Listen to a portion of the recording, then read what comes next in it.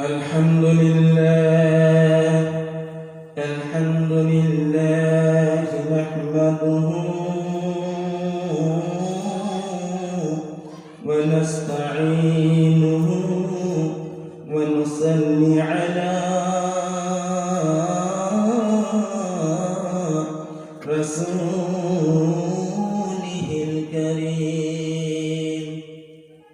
أما بعد فقد قال الله تبارك وتعالى في كلامه المجيد والفرقانه الحميد: أعوذ بالله من الشيطان الرجيم. بسم الله الرحمن الرحيم. والتين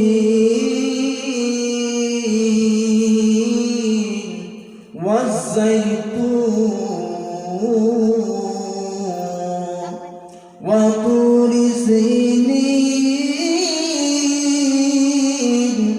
وهذا البلد الأمين. لقد خلقنا الإنسان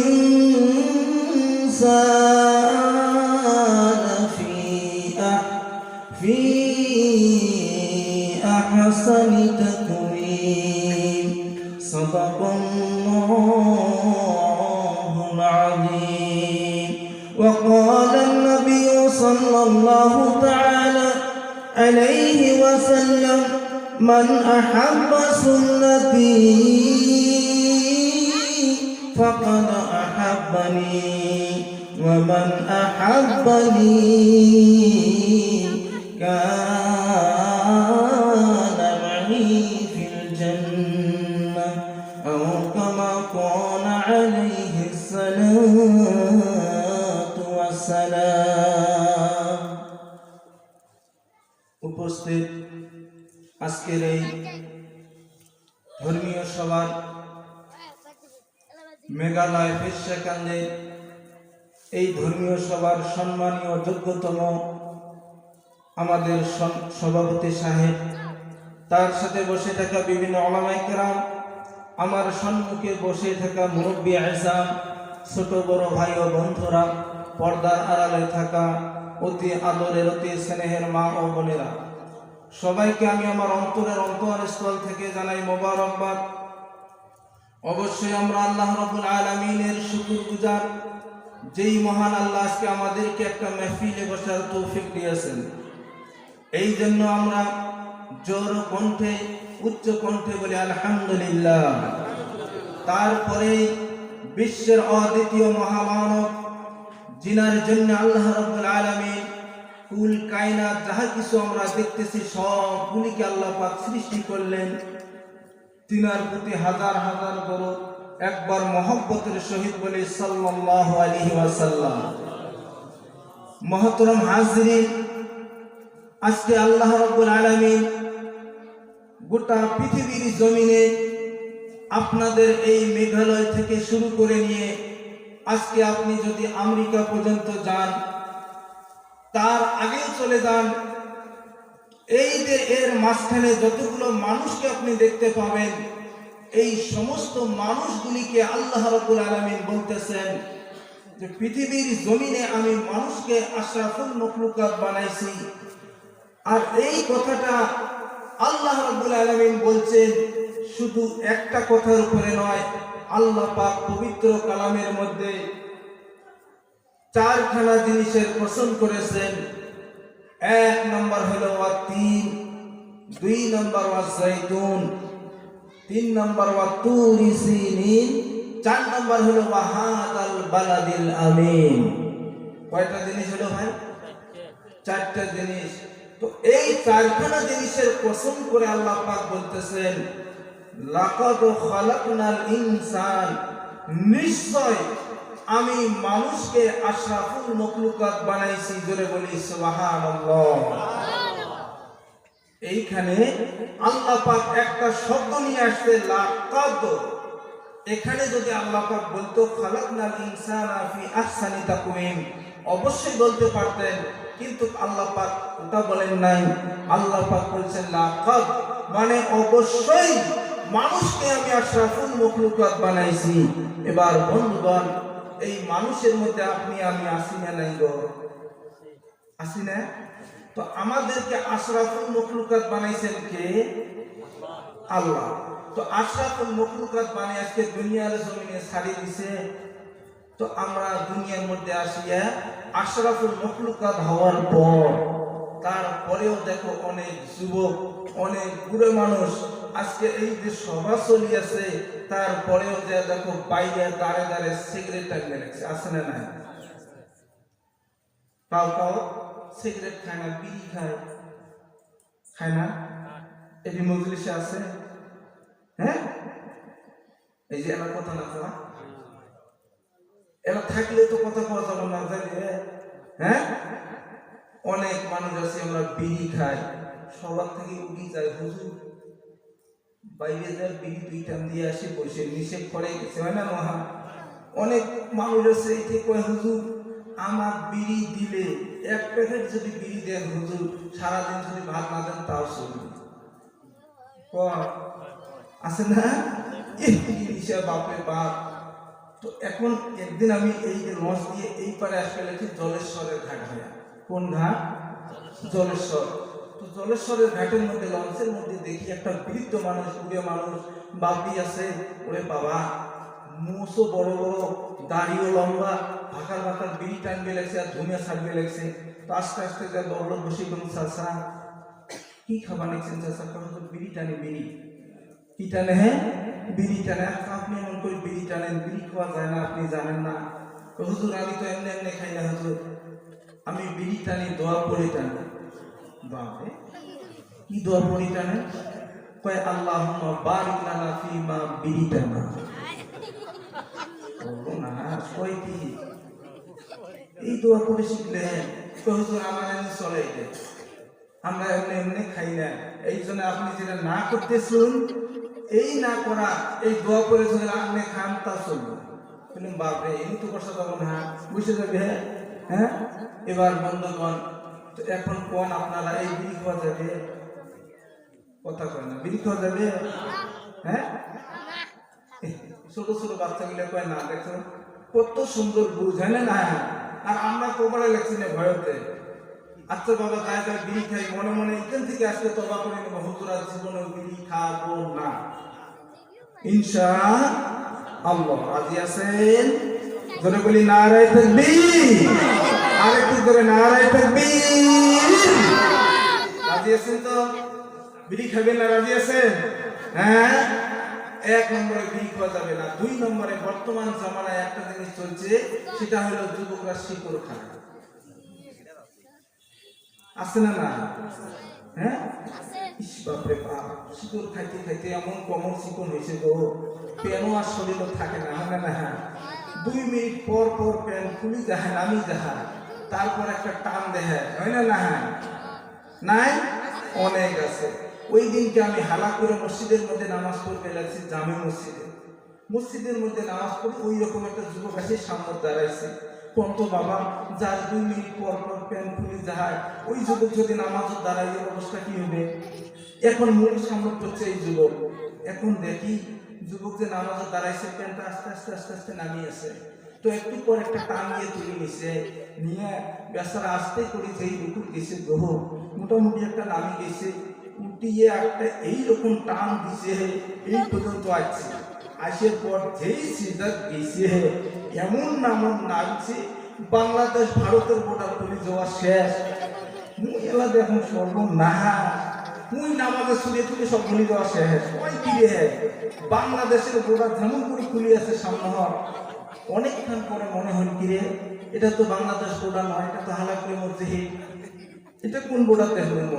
আচ্ছা বাবা কোন তো, যদি এমন প্যান পরে নামাজ হইবে? পীর জুলফিকার সাহাব, পাকিস্তানের বাড়ি, উনাকে জিজ্ঞাসা করছে, হুজুর শার্ট প্যান্ট পরে নামাজ পড়লে নামাজ হবে না? গেঞ্জি টেঞ্জি যদি পরে? হ্যাঁ হবে, কিন্তু যাই 5 করবে তার নামাজ হবে না। কারণ ওই দৃশ্য দেখতে ওই ব্যক্তির নামাজ শেষ হয়ে যাবে, হয় না নয়? এই জন্য যুবক ভাইদের কাছে আমার অনুরোধ, যুবক ভাই আজকে থেকে আমরা শিকড় খাবো, কয় না? তাই দেখো, রাজি আছে? জোরে বলি ইনশাআল্লাহ। কারণ সর্বপ্রথম তো তোমার শিকড় খাওয়া যাবে না, এই জন্যে, কারণ তোমার এই শিকড়টা তোমার ভিতরে আল্লাহ পাক যে এত সুন্দর করে তোমার ভিতরটাকে তৈরি করেছেন, এই ফুসফুসিটা তুমি এই শিকড় খায়া নষ্ট করে দিতেছো। 2 নাম্বার, তোমার যেটা শরীরের মধ্যে আল্লাহ পাক জৈবন নামের একটা সম্পদ দিয়েছেন, এই জৈবনটাকে তুমি ধ্বংস করে দিতেছো। আজকে না হয় তুমি মুখের স্বাদ নিতেছো, কিন্তু 2 বছর 5 বছর পর দেখবে তোমার এই মুখের স্বাদে তোমার ভিতরের সব কিছু পচে গেছে। ধরে বলেন ঠিক কিনা? এই জন্য খাওয়া যাবে না। এখন আমি একটা লাস্ট কথা বলিয়া আমার বয়ানের দিকে যাব। আচ্ছা, এইখানে যারা আমাদের মুরব্বী বাবা আছেন, যাদের বয়স 60 বছর 50 বছরের ঊর্ধ্বে আছে, আপনারা বলেন, আগের জামানায় যখন আপনারা ছিলেন, আমাদের মতন যুবক ছিলেন, বলেন তো ওই সময় আপনারা যারা বিবাহ করেছিলেন, কয়জনের স্ত্রীকে নিয়ে আপনারা হসপিটালে নিয়ে ডেলিভারি করেছেন? হচ্ছে, অথচ একটা করে বাড়ির মধ্যে আমাদের মতো না, আমার একটা বেটা একটা বেটি, তোর মোর খালি একটা বেটা, তোর মোর খালি একটা বেটি, তোর কেমন নাই, হয় কি নাই? হালাকে আগের মানুষের একটা করে মানুষের 5 জন 7 জন 10 জন করে সন্তান ছিল, কোনো দিনও হসপিটালে যান, হয় কি না বাবা? কিন্তু বর্তমান জামানায় যেতে হয়।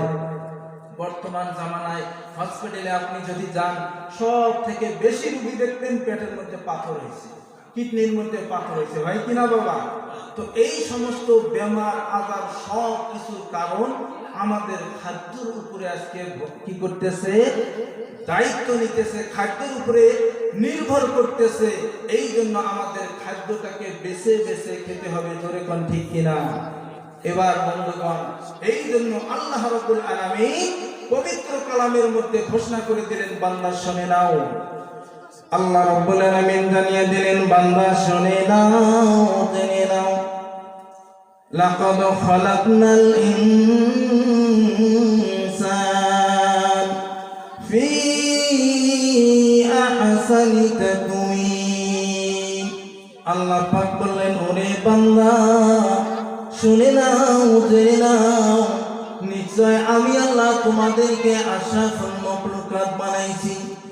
আল্লাহ রাব্বুল আলামিন ডাক দিলেন, ওরে বান্দা আশরাফুল মাখলুকাত কারে বলে শুনে নাও। ওরে বান্দা, তোমার ভিতরে আমি আল্লাহ 2খানা পাওয়ার দিয়েছি। আল্লাহ পাক বললেন, ফাআলহামাহা ফুজুরাহা ওয়া তাকওয়াহা। আল্লাহ বললেন, ওরে বান্দা, তোমাদের ভিতরে 2খানা শক্তি দিয়েছি। একটা হলো রে, তুমি যদি পৃথিবীর জমিনে চাও তাহলে তুমি নেকির কাজ করতে পারবে। অপরটি হলো রে, তুমি যদি পৃথিবীর জমিনে চাও তাহলে তুমি গুনার কাজ করতে পারবে। এই 2খানা পাওয়ার আমি আল্লাহ তোমাদের ভিতরে দিয়ে পৃথিবীর জমিনে পাঠিয়ে দিয়েছি। জোরে জোরে বলেন সুবহানাল্লাহ, সুবহানাল্লাহ, ওয়ালহামদুলিল্লাহ, ওয়া লা ইলাহা ইল্লাল্লাহ, সুবহানাল্লাহ, ওয়ালহামদুলিল্লাহ, ওয়া লা ইলাহা ইল্লাল্লাহ। তাহলে কয়খানা পাওয়ার? 2খানা পাওয়ার দিলেন। এবার আল্লাহ রাব্বুল আলামিন বলতেছেন, বান্দা শুনে নাও, এই 2খানা পাওয়ার দিয়ে পৃথিবীর জমিনে তোমাকে ছেড়ে দেই নাই। তারপরে শোনো, আমি আল্লাহ তোমাদেরকে বলবো। আল্লাহ রাব্বুল আলামিন বললেন, ওরে বান্দা শুনে নাও, আলাম নাজআল লাহু আইনাইন। ওরে বান্দা, আমি কি তোমাদের 2খানা চোখ দান করি নাই? তার মানে অবশ্যই দিয়েছি। ওরে বান্দা, শুধু চোখ দিয়ে ছেড়ে দেই নাই, তোমাদের ভিতরে ওয়ালিসানাও ওয়া শাফাতাইন, তোমার দুইটি ঠোঁটের মাঝখানে আমি আল্লাহ একটা জবান দিয়েছি। জোরে জোরে বলেন সুবহানাল্লাহ। এই দুইটি ঠোঁটের মাঝখানে একটা জবান দিয়েছেন। এই জবানটার নাম হলো আমরা জিবা বলি। তাকে কি বলি ভাই? জিবা বলি। আচ্ছা কোন তো বাবা, আপনার আমার যদি জিবা না থাকে, তাহলে এই জিবা না থাকলে আমরা কথা বলতে পারবো? পারবো? কখনো পারবো না। আল্লাহ পাক বলতেছেন, বান্দা শুনে নাও, তোমার এই জিবাটা সর্বপ্রথম তোমার কথা বলার মধ্যে সাহায্য করবে। 2 নাম্বার, পৃথিবীর জমিনে যত কিছু খাদ্য আমি আল্লাহ তোমাদেরকে দিয়েছি। আজকে এইখানে ধনী মানুষ কে আছে? দেখি একজন মানুষ হাত দেখান তো। আছে কেউ? একদম টাকা পয়সা অনেক আছে, আল্লাহ দিয়েছি মোটামুটি। আছে? আছে না ভাই? এইখানে নাই? ধরেন একজন আছে, নিচে আছে, হয়তো হাত তুলতে সাহস পাচ্ছেন না, হয় কিনা? আছে। এখন কথা হলো, আমার কোশ্চেন হলো আপনার কাছে এটাই, আপনি যে ধনী মানুষ, এত টাকা পয়সার মালিক, আচ্ছা কোন তো আপনার বাড়িতে এত সুন্দর সুন্দর খাবার আপনি বানান, এত সুন্দর সুন্দর খাবার খান, আচ্ছা কোন তো কোনো দিন কি আপনার বাড়িতে 15টা আইটেম বানাইছেন? কথা কয় না, বানাইছেন? 15টা আইটেম। কয়টা বাবা? 15টা আইটেম। আল্লাহ পাক বলতেছে, বান্দা শুনে নাও, তোমার জিবার ভিতরে আমি আল্লাহ 336 খানা খাদ্যর স্বাদ গ্রহণ করার মতো শক্তি দিয়েছি। জোরে বলি সুবহানাল্লাহ। আচ্ছা আমাদের ভারতে এমন কোন রেস্টুরেন্ট আছে যেখানে 336টা খানা আছে? আছে বাবা? আছে?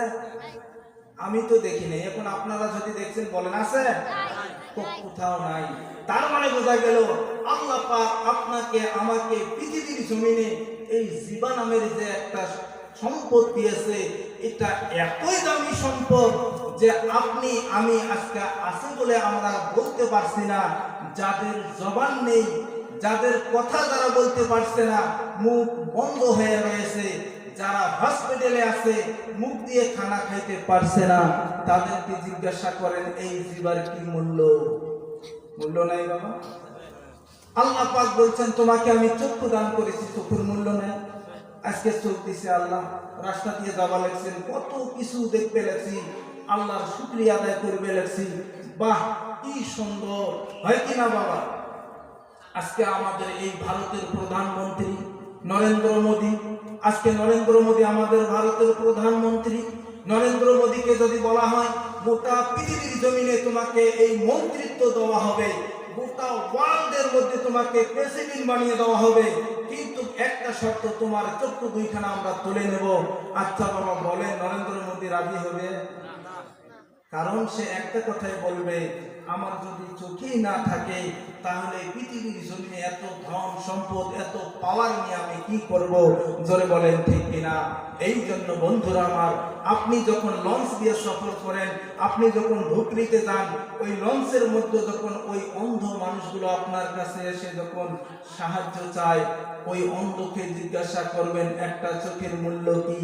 ওই অন্ধকে জিজ্ঞাসা করবেন একটা চোখের দাম কি? ওই অন্ধই আপনাকে বলবে, আজকে আমার আপনার এত সুন্দর সুন্দর চক্ষু আল্লাহ পাক দিয়েছেন, এই চক্ষুর আমরা অপব্যবহার করতেছি, এই চক্ষু দিয়ে আমরা ভালো ব্যবহার করি না, চক্ষুকে ভালো রাস্তায় আমরা খাটাই না। আজকে আমরা ঘরে শুয়ে শুয়ে, আমরা বিল্ডিং এর মধ্যে শুয়ে শুয়ে ওই মোবাইলের মধ্যে সিরিয়াল দেখি, ফিল্ম দেখি।